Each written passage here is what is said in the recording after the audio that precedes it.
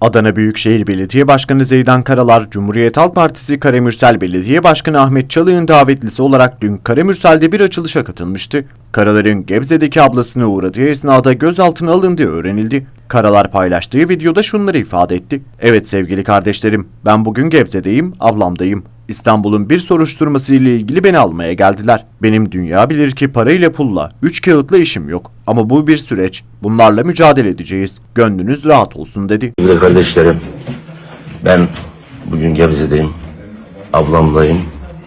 İstanbul'un bir soruşturması ile ilgili beni almaya geldiler.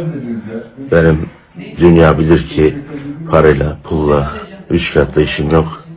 Ama bu bir süreç. Bunlarla mücadele edeceğiz. Gönlünüz rahat olsun. Allah büyüktür. Allah haksızlık yapanlardan muhakkak hesap soracaktır.